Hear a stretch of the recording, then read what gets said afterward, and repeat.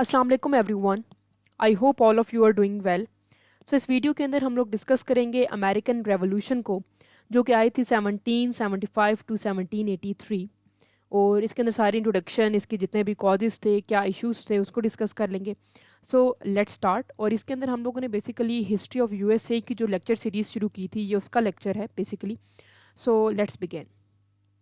तो सबसे पहले हम इसका इंट्रोडक्शन देख लेते हैं कि इंट्रोडक्शन क्या है।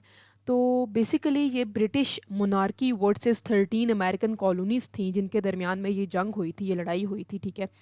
और जो 13 कॉलोनीज़ थी, उन्होंने ये ऐलान कर दिया था कि हमें इंडिपेंडेंस चाहिए, हमें आज़ादी चाहिए।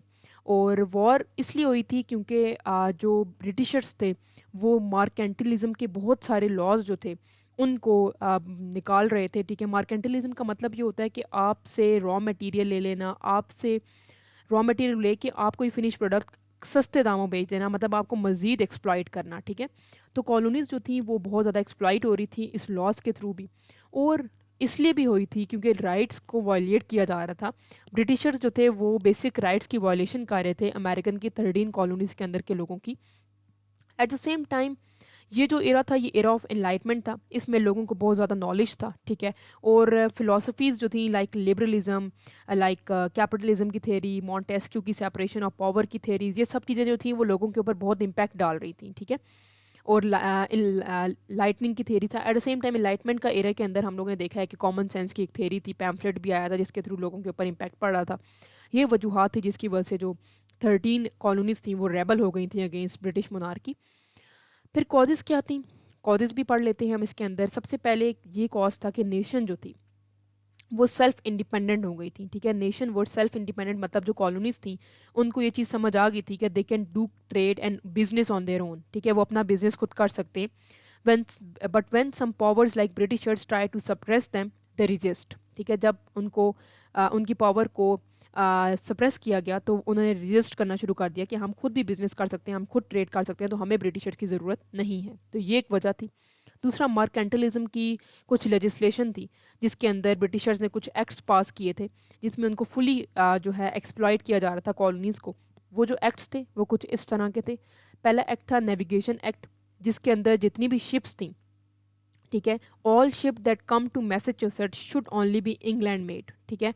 और जितनी भी शिप्स हैं वो इंग्लैंड मेड तो होंगी, उसके अंदर जितना भी क्रू होगा वो 3/4 क्रू होगा इंग्लैंड का और 1/4 क्रू होगा अमेरिकन का, ठीक है।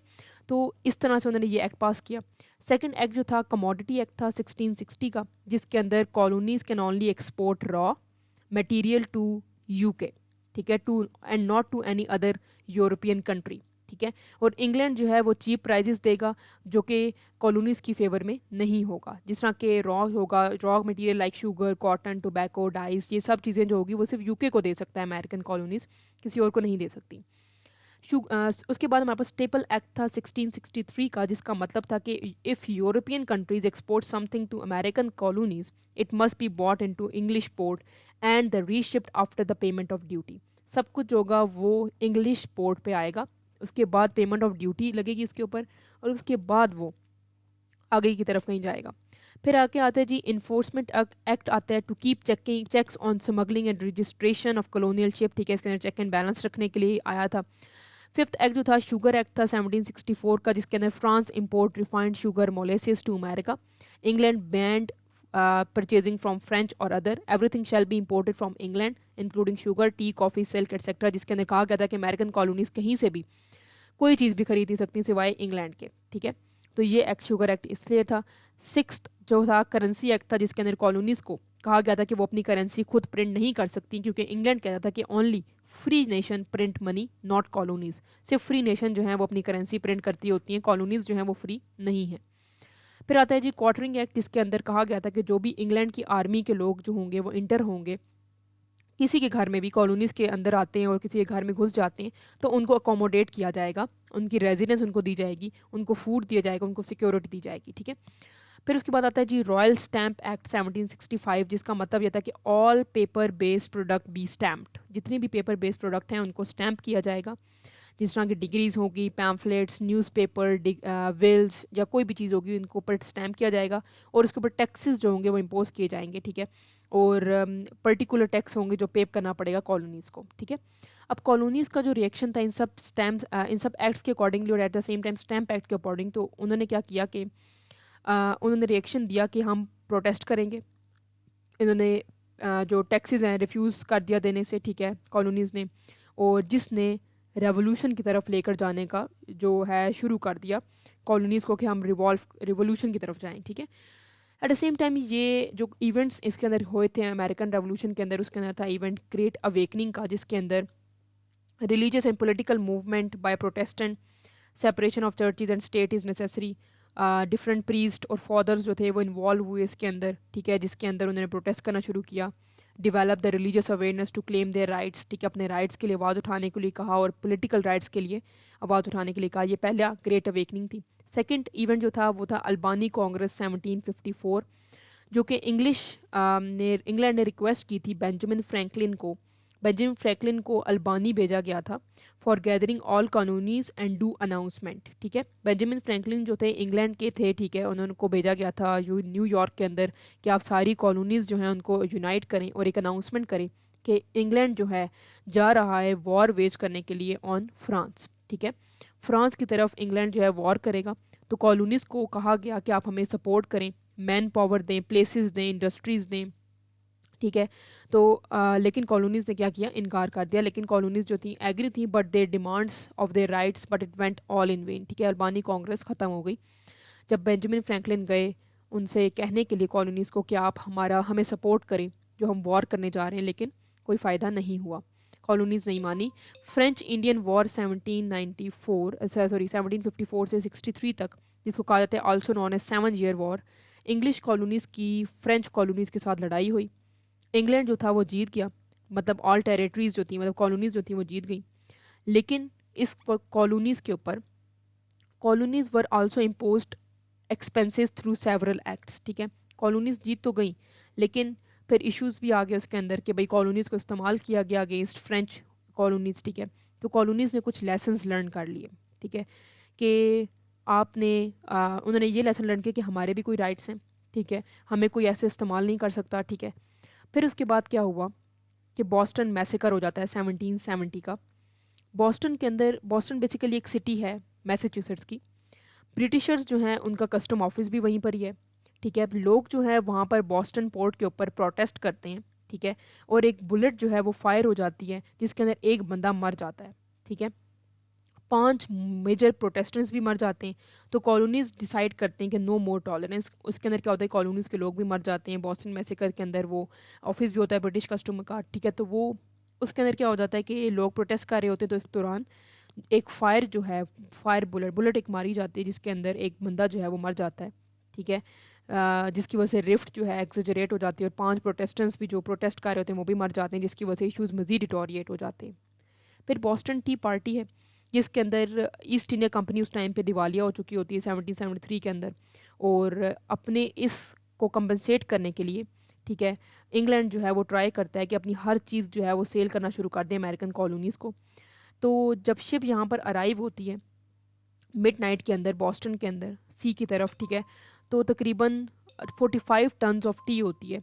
जब वो यहाँ पर आ जाती है, आज के तकरीबन 10 जो है डॉलर का जो नुकसान हो जाता है इन लोगों को, ठीक है। इसके अंदर बेसिकली 10 मिलियन डॉलर का जो बेसिकली नुकसान है उनको उठाना पड़ता है, क्योंकि जब टी पहुँचती है पोर्ट पे, तो अमेरिकन लोग जो होते हैं वो वहाँ पर टी जो है वो फेंक देते हैं सी के अंदर, डंप कर देते हैं उस टी को, और वो तकरीबन 45 टन की टी होती है 10 मिलियन डॉलर्स की, जिसकी वजह से क्या होता है मज़ीद नुकसान हो जाता है किसको, इंग्लैंड को, ठीक है। इंग्लैंड की तरफ भेज रहे होते, इंग्लैंड जो है वो भेजना चाह रहा होता है इधर टी, और टी यहाँ पर आ भी जाती है, लेकिन टी वो सारी ज़ाया कर देते हैं। फिर इंग्लैंड जो है वो पनिश करता है मैसेच्यूसेट को डिफरेंट एक्ट्स निकाल के, ठीक है, और कहता है कि हमारा जो नुकसान है वो भरपाई करो, लेकिन वो नहीं कर पाते। पहली कॉन्टिनेंटल कांग्रेस होती है फिलाडेल्फिया के अंदर, और इसके अंदर कहा जाता है कि हम अब यूनाइट हो जाएंगे, हमें अपने फ्यूचर के बारे में सोचना है, हमें कोई और एक्सप्लॉइट नहीं कर सकता, ठीक है। जिसकी वजह से एक फर्स्ट रेवोल्यूशनरी वॉर भी होती है, ठीक है, 1775 की, ठीक है, और जिसके अंदर Lexington and Concord both attack by England, ठीक है। तो ये पहली रेवोल्यूशनरी वॉर होती है। फर्स्ट कॉन्टिनेंटल कांग्रेस का सिर्फ मतलब ये होता है कि हम अपने राइट्स के लिए आवाज़ उठाएं, ठीक है। फिर सेकंड कॉन्टिनेंटल कांग्रेस होती है 1775 के अंदर, जिसके अंदर ये कहा जाता है कि पीस इनिशिएट कराया जाए, क्योंकि वॉर करने का कोई फ़ायदा नहीं है। पीस का मतलब ये कि मिलजुल कर बैठ कर टेबल टॉक करके हमें अपना एरिया हमें दे दिया जाए, ठीक है। उसके बाद डिक्लेरेशन ऑफ इंडिपेंडेंस दी जाती है 4 जुलाई 1776 के अंदर। इसके अंदर क्या होता है कि we want to unite and make USA, जिसमें कॉलोनीज कहते हैं कि हम यूएसए बनाना चाहते हैं on the basis of liberty, equality and pursuit of happiness. Thomas Paine की फ़िलासफ़ी को फॉलो किया जाता है। और रिलीजियस जो हैं उनकी भी चीज़ों को ऐड किया जाता है, तो ये कहते हैं कि हमें इंडिपेंडेंस चाहिए। फिर जी इंडिपेंडेंस तो मिल जाती है, फिर अलाइंसेस बन जाते हैं। 1778 की treaty of aligns with France and 1779 की treaty of aligns with Spain, ठीक है। क्योंकि इंग्लैंड भी समझ चुका होता है कि ये लोग पीछे हटने वाले नहीं हैं, और अमेरिका भी समझ चुका होता है, यूएसए भी, कि हम भी पीछे नहीं हटेंगे, हमें आज़ादी चाहिए।